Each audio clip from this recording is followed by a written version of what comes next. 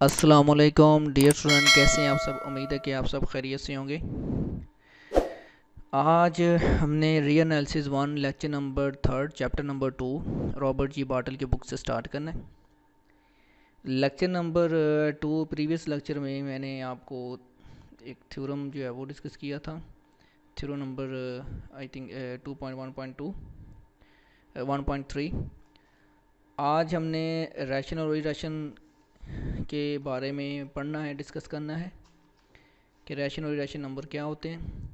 और उसके बाद फिर हमने जो है वो थ्योरम 2.1.4 जो है वो प्रूफ करना है। ठीक है, तो सबसे पहले जी मैं आपको थोड़ी सी बेसिक चीज़ों के बारे में, थोड़े से बेसिक नंबर जो हमारे पास नंबर सिस्टम है उस बेसिक चीज़ों के बारे में आपको बताऊंगा, ताकि आपको नंबर्स का पता चल जाए और रैशन नंबर्स का पता चल जाए।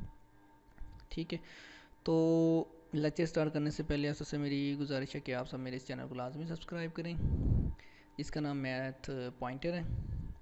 तो चलते हैं जी अपने लेक्चर की तरफ। तो सबसे पहले जी मेरे पास नंबर सिस्टम। नंबर सिस्टम क्या है जी? नंबर सिस्टम के अंदर कौन कौन से नंबर्स आते हैं? ठीक है, तो मैं ज़रा आपको, तो सबसे पहले जी मेरे पास नंबर सिस्टम।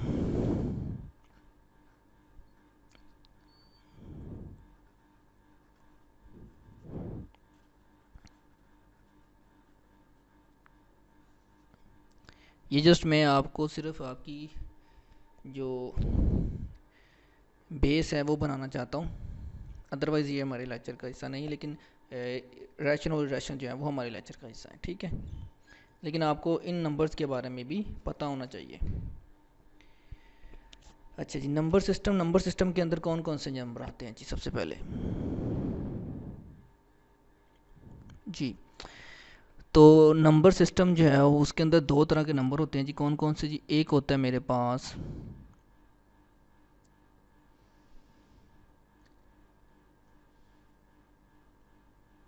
रियल नंबर, और दूसरे मेरे पास होते हैं जी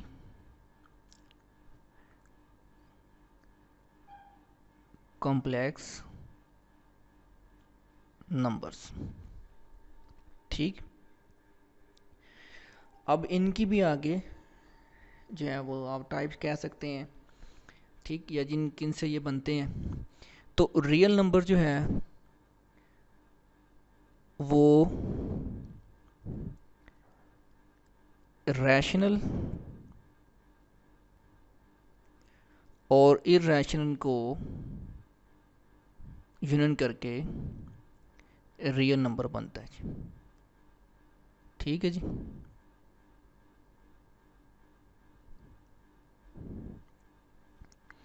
रैशनल और इरेशनल नंबर। और कम्प्लेक्स नंबर की एक ही टाइप है, उसको कहते हैं जी इमेजिनरी, जिसको हम इमेजिनरी पार्ट कह सकते हैं, इमेजिनरी नंबर्स कहते हैं। ठीक है,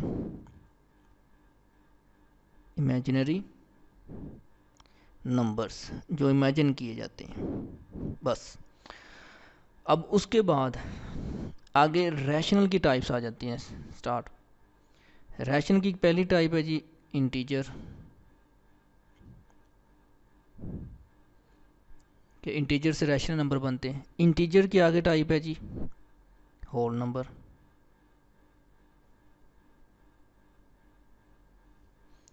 होल नंबर की आगे टाइप है नेचुरल नंबर। ठीक, यानी कि अगर आप ऐसे कह सकें कि नेचुरल नंबर के अंदर अगर से बड़ा जो है वो होल नंबर है, होल नंबर से बड़ा इंटीजर, इंटीजर से बड़ा रैशनल, और रैशनल और इरेशनल मिलकर जो है वो रियल नंबर बनाते हैं। ठीक, तो एक मैं आपको ऐसे एग्जांपल दे सकता हूँ। अगर आपके पास है जी नेचुरल नंबर, ये नेचुरल नंबर है जी इसके अंदर। ठीक, ये किसके अंदर पड़ा हुआ है? नेचुरल नंबर होल नंबर के अंदर पड़ा हुआ है, यानी कि होल नंबर जो है वो इससे बड़ा है। और होल नंबर जो है वो किसके अंदर पड़ा हुआ है?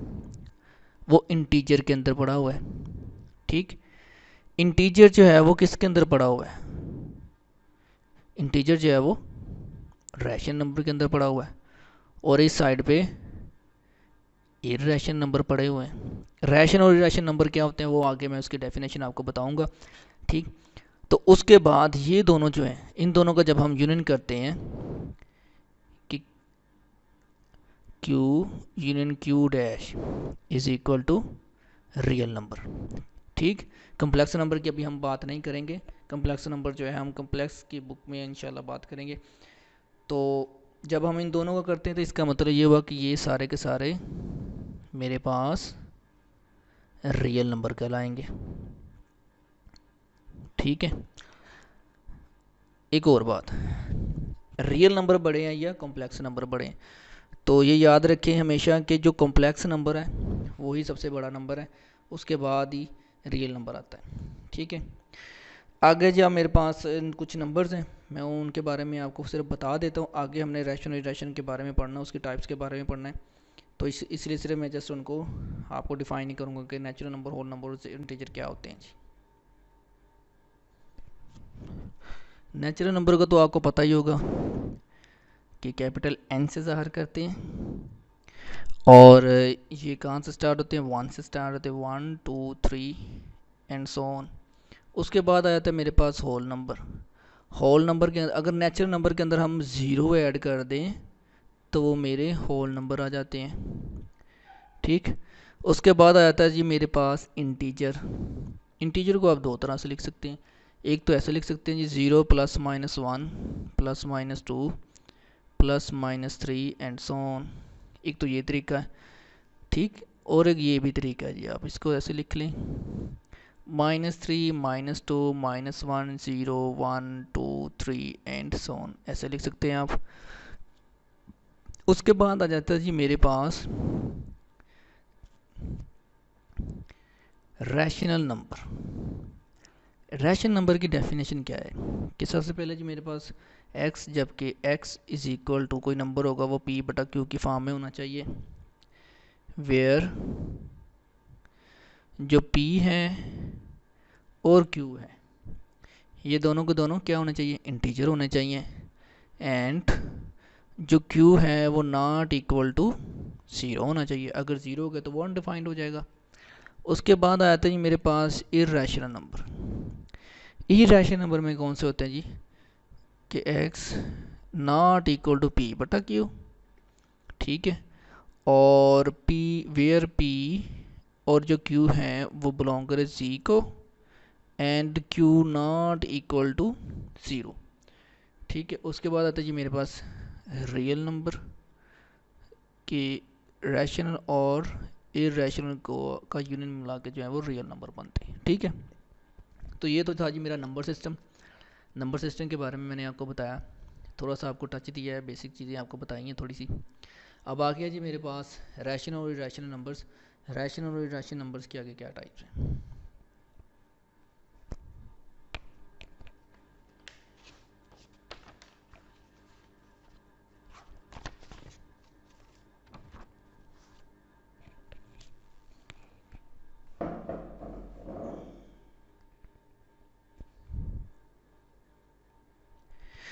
जी पहली टाइप है जी मेरे पास टर्मिनेटिंग और दूसरी टाइप है नॉन टर्मिनेटिंग। तो सबसे पहले जी मेरे पास है जी नंबर 1 पे टर्मिनेटिंग।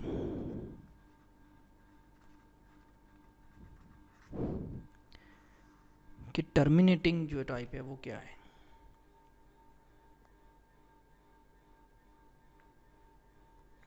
ठीक जी, तो टर्मिनेटिंग सबसे पहले जी मेरे पास, तो टर्मिनेटिंग जो है वो रैशनल नंबर की एक टाइप है। This is the type of rational number. This is the type of rational numbers. ठीक, ये टर्मिनेटिंग जो है वो रैशनल नंबर की टाइप है। इसके अंदर कौन कौन से नंबर आते हैं, इसके अंदर वो नंबर आते हैं जो पूरे के पूरे टर्मिनेट हो जाते हैं, यानी कि हमारे पास कोई ना कोई फाइनाइट आंस देते हैं, फाइनाइट आंस देते हैं। ठीक है, मैंने फाइनाइट और इनफाइनाइट के बताया था आपको। तो हमारे पास कोई ना कोई फाइनाइट आंसर, और वो नंबर जो है वो p बटा q की फॉर्म में होना चाहिए। ठीक है, फॉर एग्जांपल के तौर पर अगर आप, मैं फॉर एग्जांपल ले लेता हूँ जी, अगर मेरे पास 1/2 है, 1/2 को आप डिवाइड करें तो ये 0.5 आंसर, इसके आगे नहीं जाता, ये फाइनाइट हमारे पास आंसर है, ये पूरा का पूरा टर्मिनेट हो गया है। इसको कहते हैं जी टर्मिनेट होना, कि इसका कोई ना कोई फाइनाइट हमारे पास आंसर आ गया है। ठीक, उसके बाद आ गया जी मेरे पास 1/4 अगर आप ले लेते हैं एग्जांपल में 0.25, ये भी पूरा पूरा टर्मिनेट हो गया है। ठीक, उसके बाद आ जाता है ये 5/4, ये आ जाएगा 1.25, तो ये भी मेरे पास पूरा पूरा टर्मिनेट हो गया है। तो इसका मतलब ये हुआ कि जो नंबर हमें फाइनाइट आंसर दें, जो पी बटा क्यू की फॉर्म में हो, वो टर्मिनेटिंग रैशनल नंबर कहलाते हैं। ठीक है, उसके बाद आ जाता है जी मेरे पास non terminating rational, non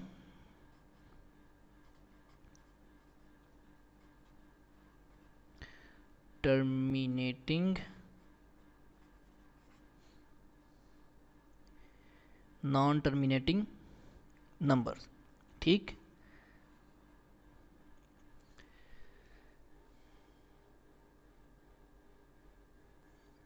non terminating, तो नॉन टर्मिनेटिंग में मेरे पास जो है वो दो टाइप्स आ जाती हैं।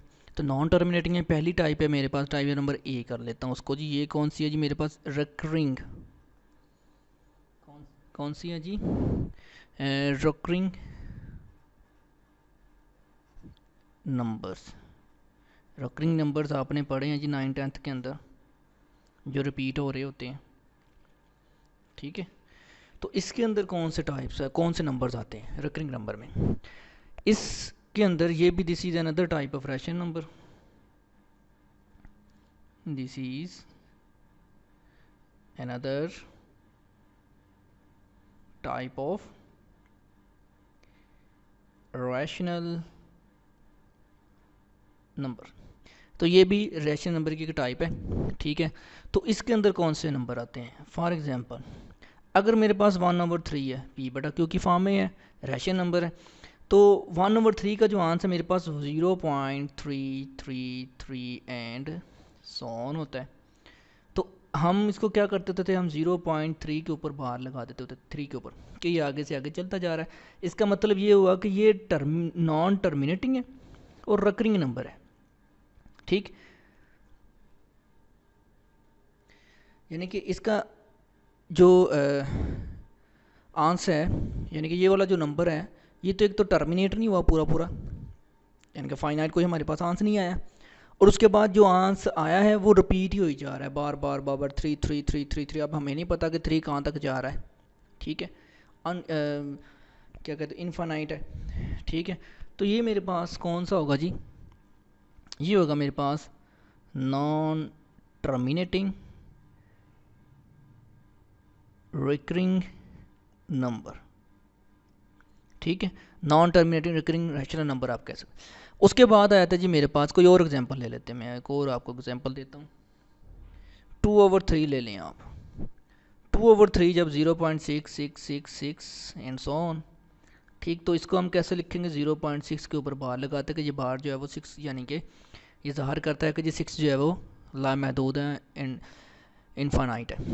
ठीक, तो इसका मतलब ये हुआ कि ये भी नॉन टर्मिनेटिंग है और रिकरिंग है नंबर है। क्लियर है? नॉन टर्मिनेटिंग में क्या है जी, कि ऐसा नंबर, ऐसा रैशनल नंबर, जो ऐसा रैशनल नंबर कौन से? पी बटा क्यू की फॉर्म में, जो टर्मिनेट ना हो। ठीक, और उनका जो आंसर है वो रिपीट होता जा रहा हो, रिपीट होता जा रहा हो, तो वो मेरे पास नॉन टर्मिनेटिंग रिकरिंग नंबर कहलाते हैं, नॉन टर्मिनेटिंग रिकरिंग नंबर। ठीक है, आगे मेरे पास ये है जी मेरे पास रिकरिंग नंबर। अब बी पार्ट है मेरे पास non recurring number, non recurring numbers, यानी कि non terminating recurring number, non terminating non recurring number. ठीक है, अब ये नॉन टर्मिनेटिंग की दूसरी टाइप है। ठीक है, ये वाली जो टाइप है ये इर्रेशनल नंबर की टाइप है। This is the type of irrational numbers. ठीक, इसके अंदर कौन से नंबर आते हैं, इसके अंदर कौन से नंबर आते हैं, इसके अंदर ऐसे नंबर आते हैं जो मेरे पास इरेशनल नंबर हों। इरेशनल नंबर की हमारे पास डेफिनेशन क्या थी कि वो पी बटा क्यू की फॉर्म में ना हो, लेकिन नीचे ज़ीरो नहीं होना चाहिए। ठीक है, तो फॉर एग्जांपल के तौर पर आप एग्जांपल के तौर पर ले सकते हैं एग्जांपल अंडर टू का जब आप आंसर निकालेंगे तो आपके पास आंसर आएगा 1.4142 एंड सो ऑन। ठीक, इसके अंदर आप ज़रा गौर करें, इरेशनल नंबर के अंदर, इसके अंदर देखें कि ये तो ना तो ये टर्मिनेट हुआ, ठीक है, कोई फाइनाइट आंसर नहीं आया हमारे पास, उसके बाद ना ही ये रिपीट हो रहा है। ठीक, इसका मतलब ये हुआ, एक तो ये non terminating non recurring number है और ये इरेशनल नंबर है। ठीक है, तो ये मैं ऐसे लिख सकता हूँ, non terminating non recurring number है जी, इरेशनल नंबर की ये। उसके बाद अगर आप ले लें अंडर रूट 3 का जब हम आंसर निकालेंगे 1.731 एंड सो ऑन, यानी कि ये रिपीट नहीं हो रहा। एक तो ये फाइनाइट आंसर नहीं आ रहा हमारे पास, दूसरा ये रिपीट नहीं हो रहा। ठीक, तो ये मेरे पास कौन सा आ जाएगा, non terminating non recurring irrational number है ये। ठीक है, अच्छा आगे जी मेरे पास एक और एग्जांपल है कि पाई, व्हाट इज़ पाई, पाई क्या है, पाई की वैल्यू आप निकालें तो क्या आती है जी मेरे पास 3.1416 एंड सो ऑन। ये भी non terminating non recurring number है और ये इरेशनल नंबर है। पाई जो है वो इरेशनल नंबर है। ठीक, लेकिन आपने बहुत जगह पे देखा होगा, लिखा हुआ देखा होगा कि पाई इक्वल टू 22/7। ठीक, कि पाई की जो वैल्यू है वो बाई बड़ा 7 है। अब आप देखिए, मैंने तो यहाँ पे लिख दिया कि जी पाई इरेशनल नंबर है, लेकिन पाई की वैल्यू बाई बड़ा 7 आ रही है। ये तो पाई 22/7 है, 22/7 जो है वो तो मेरे पास रैशनल नंबर है। ठीक, तो इसका मतलब ये हो कि जो मेरे पास जो पाई है ना वो बाई 22/7 के इक्विवेलेंस है। ठीक है, यानी कि पाई की जो वैल्यू है, पाई की जो वैल्यू हमारे पास वो 22/7 के इक्विवेलेंस है, नॉट इक्वल। तो ये इक्वल नहीं है मेरे पास। आपने ये बात याद रखनी है कि पाई की वैल्यू बाई 22/7 नहीं होती, ये इक्विवेलेंस होती है। असल में पाई की जो वैल्यू है वो 3.141, अगर पाई की वैल्यू 22/7 होगी तो ये तो रैशनल नंबर बन जाएगा। ठीक है, तो पाई की जो वैल्यू मेरे पास वो इरेशनल नंबर होता है और पाई इज़ अ इरेशनल नंबर है। ठीक है, यानी कि 22/7 मेरे पास रैशनल है और मेरे पास जो पाई है वो क्या है जी, इरेशनल है। ठीक है जी, तो मैं उम्मीद करता हूँ कि आपको अच्छी तरह से इन नंबर्स का पता चल गया होगा। ठीक है, कि रैशनल और इरेशनल नंबर क्या होते हैं, टर्मिनेटिंग और नॉन टर्मिनेटिंग, रिकरिंग और नॉन रिकरिंग नंबर्स क्या होते हैं। ठीक है, तो अब हम इंशाल्लाह आगे जो है ना वो अपना थ्योरम स्टार्ट करते हैं जी। थ्योरम है जी मेरे पास थ्योरम नंबर 2.1.4, बहुत ही इंपॉर्टेंट थ्योरम है जी। जी चलें जी, अब है जी मेरे पास थ्योरम 2.1.4, बहुत ही इंपॉर्टेंट थ्योरम है जी ये। ठीक है, इसकी 2-3 स्टेटमेंट्स हैं। ठीक है, लेकिन इसका प्रूफ एक ही है। अच्छा जी, सबसे पहले मैं इसका स्टेटमेंट लिख लूँ इसकी थ्योरम की। थ्योरम कौन सा करना है जी, थ्योरम 1.2.1.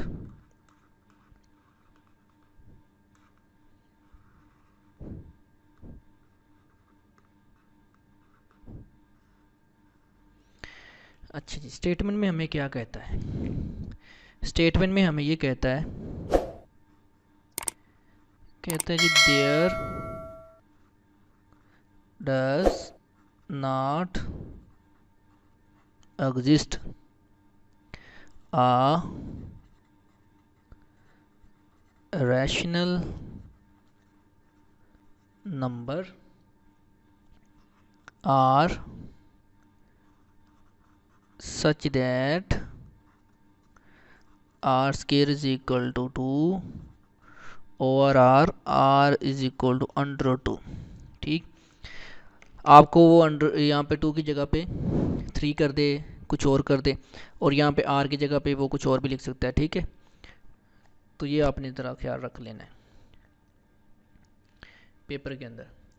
अच्छा जी, अब है जी मेरे पास आगे प्रूफ है। प्रूफ इसके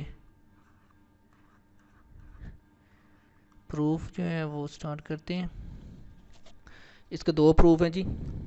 ठीक है, जो भी आपको इजी लगे आप वो कर लीजिएगा। प्रूफ नंबर 1 जो है मैं करता हूँ स्टार्ट पहले। प्रूफ नंबर 1, ठीक है। प्रूफ नंबर 1 में हम क्या करेंगे जी, जो हमारे पास स्टेटमेंट में गिवन होता है ना, उसको हम जो है वो उसके उल्ट चलेंगे, यानी कि उसको कंट्रारी लेके साबित करेंगे हम कि ये ठीक है। लेकिन जब हमारी कंट्राडिक्शन आ जाएगी तो फिर हम वही स्टेटमेंट दोबारा लिखेंगे, जो आप ठीक कह रहे हैं वही ठीक है जी। ठीक है, तो सबसे पहले जी मैंने लेना है जी, let us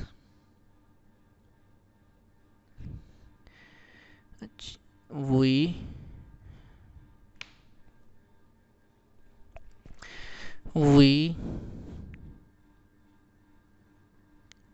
contrary suppose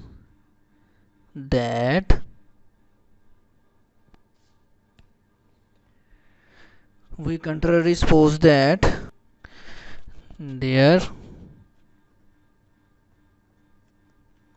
exists a rational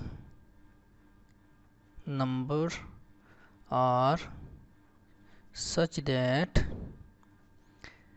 r square is equal to 2,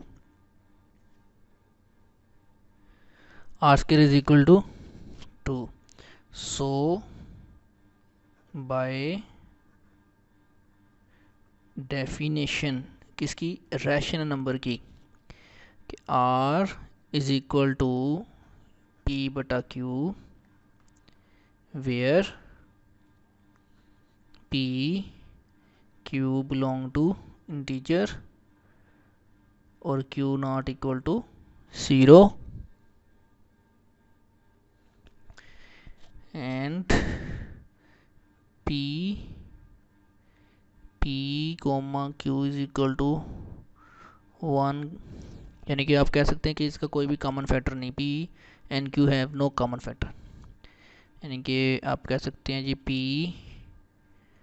and q have no common factor स्वाई 1 के। ठीक है, तो आगे जी मेरे पास, अब मैंने ये जो r निकाला, मेरे पास r क्या है जी, इज इक्वल टू 2। ठीक है, तो r की जगह पर मैं इसकी वैल्यू पुट कर देता हूँ। कौन सी वैल्यू, p बटा q square is equal to 2। इसको आगे सॉल्व करते हैं जी, p square over q square is equal to 2। इससे आगे सॉल्व करेंगे जी, p square is equal to 2 q square. ठीक है, ये मेरे पास इक्वेशन नंबर 1 बन जाती है। यहाँ पे मैं एक आपको डेफिनेशन जो है उसका हवाला दूंगा। डेफिनेशन यहाँ पे लिखूंगा जी, डिविजिबिलिटी की डेफिनेशन है। ठीक, क्या कहता है जी वो डेफिनेशन में, if n and d are integers, ठीक, then n is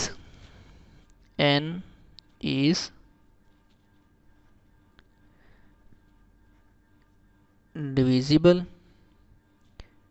by d if and only if मेरे पास जो n है वो इक्वल होगा d k के। ठीक है, फॉर सम इंटीजर के। ठीक है, तो इसको हम कैसे किस फॉर्म में लिखेंगे? D divides n if and only if there exist an integer कौन सा जी के such that n is equal to d k. ठीक है, अब आप देखें यही मेरे पास फॉर्म बन रही है, तो इसको मैं कैसे लिखूँगा? From question one, from one, तो इसको मैं लिखूँगा जी 2 डिवाइड्स बाय पी स्क्वायर। ठीक है, अगर 2 डिवाइड्स बाय पी स्क्वायर, इसका मतलब ये हुआ कि 2 डिवाइड्स पी, इसको कह देता हूँ क्वेश्चन नंबर मेरे पास 2। Then there exist, then there exist q dash integer such that कि मेरे पास जो p है वो इक्वल है जी किसके? q 2q डैश के। अब इसको मैंने पुट कर देना है इक्वेशन नंबर 1 में, पुट इन 1। ठीक है, चलें, जब मैंने इसको क्वेश्चन नंबर 1 में पुट किया तो मेरे पास क्या क्या लिया था मैंने जी? p मैंने लिया था जी p is equal to 2q dash put in equation 1।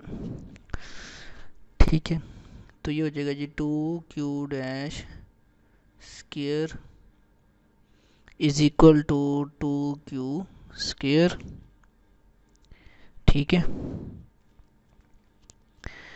अच्छा जी, आगे आगे जी 4q dash square is equal to 2q square.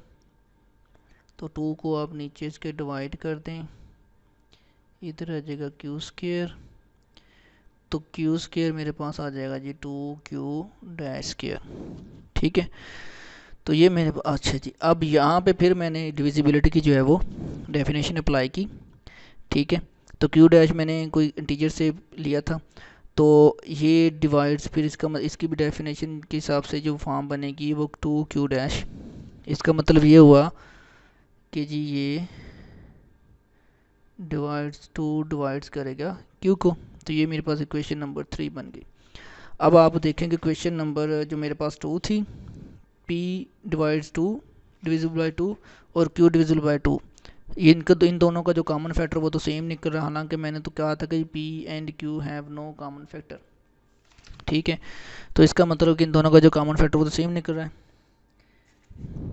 अगर आप डेफिनेशन के अंदर ही पुट करें, कौन सी जी? अच्छा, फ्रॉम 2 एंड 3, चले, मेरे पास था जी पी क्यू जो है वो ग्रेटर इक्वल टू 2, तो पी क्यू मैंने 1 लिया था, ये देखें।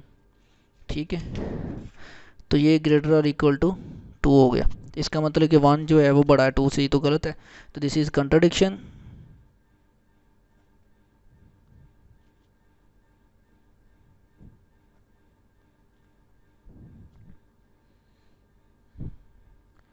So our supposition is wrong, यानी कि जो हमने सपोजिशन की थी वो रॉन्ग है, और जो आप कह रहे वो ठीक है, यानी कि जो बुक है। तो हिंस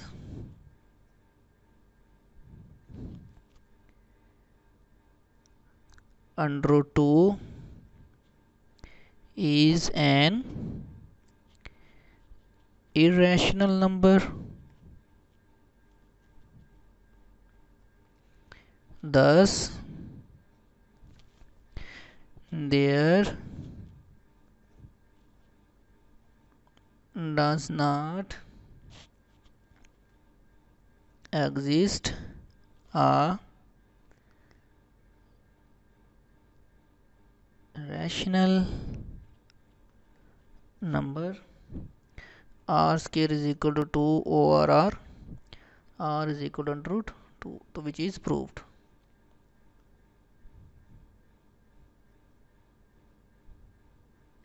तो ये हमारा प्रूव्ड हो गया जी.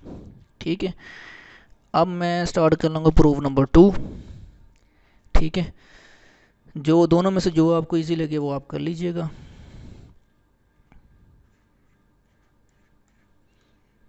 प्रूफ नंबर है जी इसका 2.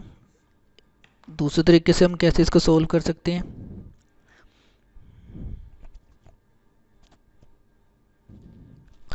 इसमें भी हम थोड़ा सा वही थोड़ा सा काम स्टार्ट करेंगे कॉन्ट्रडिक्शन वाला. कॉन्ट्रडिक्शन वाला जी, let us suppose that contrary, let us suppose that there does exist a rational number R such that R square is equal to 2. This implies that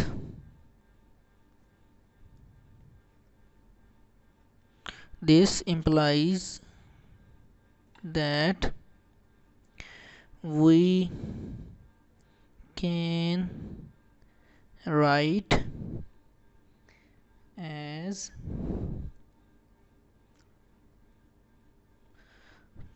R is equal to M over N,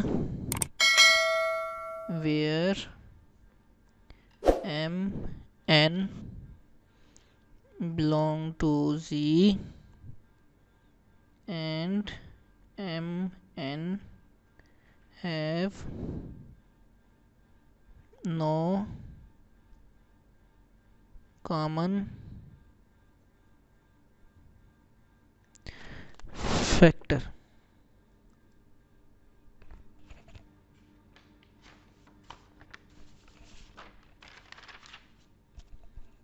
Then R square is equal to 2. तो R square मैंने क्या लिया अभी, M over N, तो M over N मैंने यहाँ पे put किया, क्या आया 2. तो ये बन जाएगा मेरे पास M square over N square is equal to 2. तो ये हो जाएगा जी M square is equal to N का स्केयर बन गया. ठीक है, तो यहाँ पे मैं अब जी एक M square इज क्या है, मेरे पास इवन नंबर है. अगर M square है तो फिर मेरे पास M इज वो भी इवन होगा. ठीक, तो M इज डिविजिबल बाय 2. ठीक है, and so M square is divisible by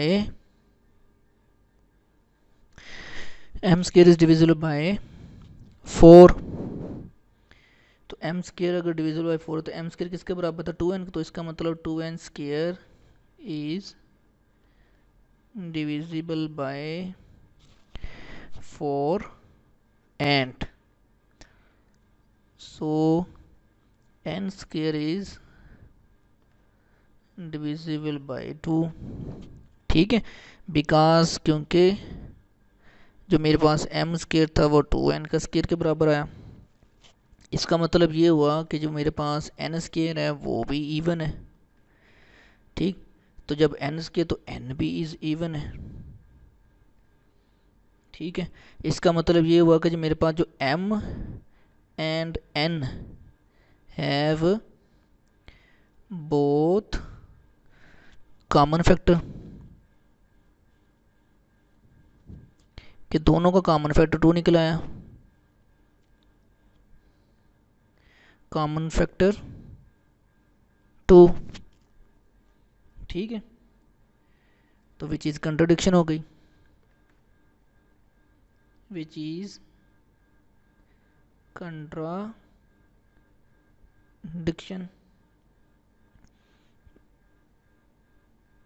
because m and n have no common factor।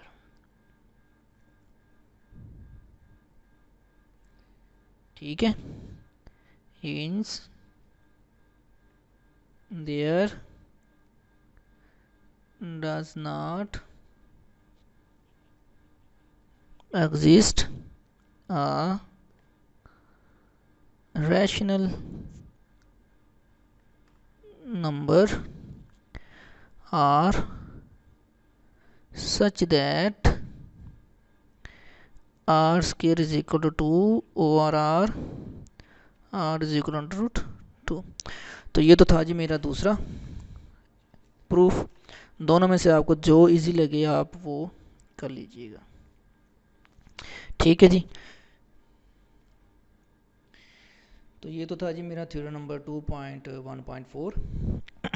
इस लेक्चर में मैंने आपको नंबर सिस्टम के बारे में बताया, रैशनल और इरेशनल नंबर के बारे में बताया। उसके बाद फिर हमने जो है वो रैशनल नंबर का एक थ्योरम किया जी। तो उसकी जो मैंने आपको दो प्रूफ करवाए, एक प्रूफ नंबर 1 और दूसरा प्रूफ नंबर 2। तो जो जिनमें दोनों में से आपको जो इजी लगे आप वो कर सकते हैं। ठीक है, तो आज का लेक्चर यहीं तक। ठीक है, और मिलते हैं जी इंशाल्लाह नेक्स्ट लेक्चर में।